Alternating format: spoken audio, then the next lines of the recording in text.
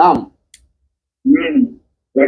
Lakini sasa mtume katika kuoa inasemekana ndio anatikisa na zaidi na kuendelea. Hajakupata vizuri hapo Hamisi. Punguza sauti ya runinga tusikilizane kupitia simu unayotumia. Usitusikilize kupitia runinga yako. Sawa. Rudia swali lako. Swali langu ni kwamba ndio maandiko katika Qur'an tunaambiwa tupate sunna za mitume. Naam. Lakini mtume inasemekana kwamba alioa wanawake 9. Ndio. Sasa kwa nini sisi tusiruhusiwe kwa 9 kwa sababu ya 4? Swali langu ni kwa hivyo. Mmempata. Shukrani sana. Sikiza ufafanuzi wa Sheikh. Asema maandiko tunatakiwa tumfuate mtume bila shaka. Qul in kuntum tuhibbuna Allah fattabi'uni, ikiwa mnampenda Allah nifuateni. Yuhibbukum Allah, atakupendeni Allah. Wa yaghfir lakum dhunubakum, na atakusameheni makosa yenu. Swali alojenga ni kwamba kama ni hivyo Rasulullah sallallahu alaihi wasallam aliwa 9, sisi tunao 4, tungeoa kama yeye 9. La, Rasulullah sallallahu alaihi wasallam kwanza ni nabii. Wewe sio nabii wala sisi si manabii.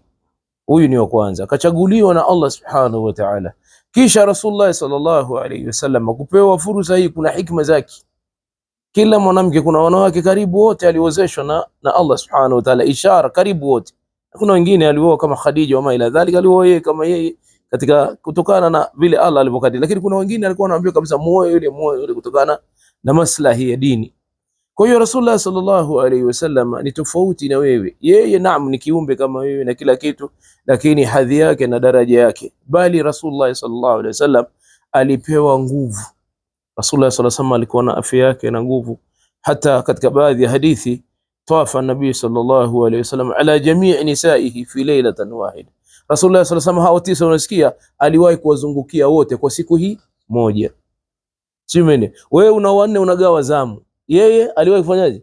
Akawazungukia wote. Wao ni vitu viwili tofauti. Sawa sawa. Alafu yule ni daraja nyingine na wewe ni daraja nyingine. Kwa hiyo Mtume sallallahu alaihi wasallam katika aya inasema khasatan laka. Hii ya kuoa hawa 9 ni yake yeye pekee yake. Si umeelewa? Alafu inarudi kwetu sisi, fankihu ma taba lakum minan nisa'i mathna wa thulatha wa ruba'.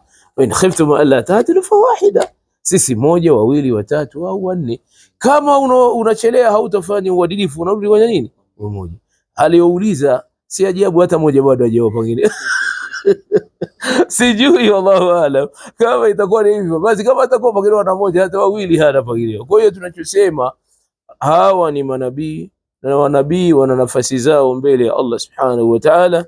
Amewachagua yeye na wana vitu. Angalia Rasulullah sallallahu alaihi wasallam, hata katika masala ya funga alikuwa anaweza akaunganisha siku 2 mpaka 3 ama ila dhalika. Sijui, lakini dini maana ya kuunganisha, yani anafunga hakuna kufutari, anafunga mchana na usiku na kesho mchana na usiku. Simeelewa bwana.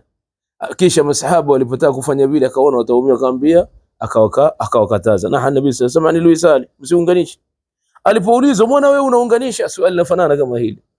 Rasulullah sallallahu alaihi wasallam akasema, inma yut'imuni Allah wa yaskini, au kama qala sallallahu alaihi wasallam, hakika mimi Allah ananilisha na ananinywesha. Wamefasiri wanazuoni maneno haya kwamba ananipa nguvu ya aliyekula na ananipa nguvu ya aliyekunywa maji. Kwa ni vitu viwili tofauti.